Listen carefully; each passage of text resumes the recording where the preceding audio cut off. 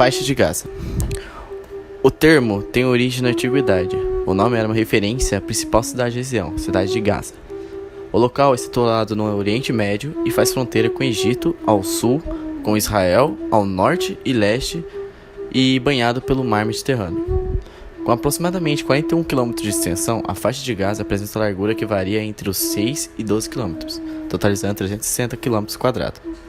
O território foi dividido em 5 partes: Rafah, Khan Yunis, Deir al-Balah, Cidade de Gaza e Norte de Gaza. É uma região árida, de clima temperado e marcada por ser plana, tendo como maior altitude 105 metros.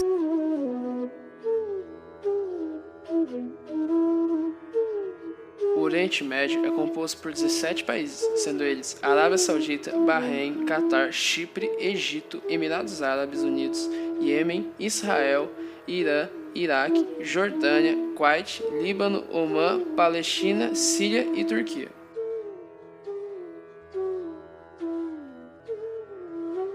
Uma importante coisa a se notar é que, apesar do Oriente Médio ser composto de 17 países, ele tem apenas 2 biomas, que seriam o desértico e o temperado, sendo eles o desértico em quase todos os países, em grande sua maioria, e o temperado apenas na parte oriental da Turquia, que seria no norte.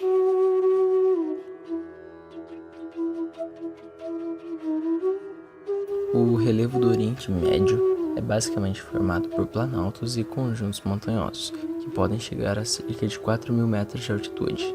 As principais montanhas do Oriente Médio são os Montes Zagros e Monte Elbrus, onde se encontra um dos vulcões com maiores altitudes já vistas, com cerca de 5.671 metros de altitude. O relevo do Oriente Médio também é formado por planícies. Esse tipo de relevo, identificado em áreas restritas, localizadas entre as montanhas e o litoral, abrangendo parte do território iraquiano, que estão entre as planícies dos rios Tigres e Eufrates. Uma curiosidade muito discutida nos tempos modernos são que no norte da Turquia acredita-se que esteja enterrada a Arca de Noé. A região no norte da Turquia vai em contrapartida todo o território do Oriente Médio, sendo lá a única parte montanhosa em solos baixos. O deserto da Arábia abrange toda a Península Arábica. Entre eles estão os países como Arábia Saudita, a Síria, a Jordânia, o Iraque, Omã, Kuwait e Iêmen. E nele ainda temos características muito marcantes. Por exemplo, ele é o terceiro maior deserto e, além disso, ele possui a maior biodiversidade do planeta.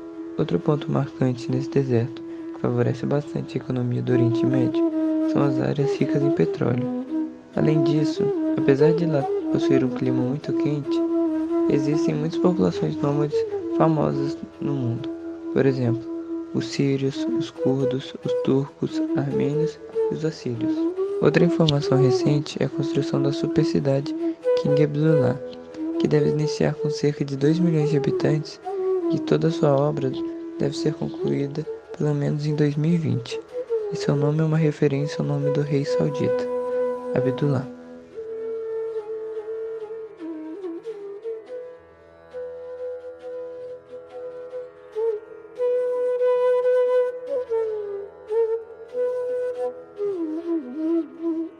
Então, na parte da hidrografia do Oriente Médio, os rios principais, o Tigre e o Eufrates, que desde a Mesopotâmia ajudaram no crescimento da sociedade, principalmente para a agricultura e esse tipo de coisa, por serem os 2 principais rios da região.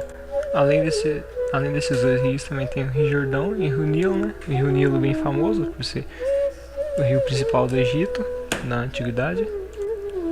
A região também sofre, né, com a falta de água e tal.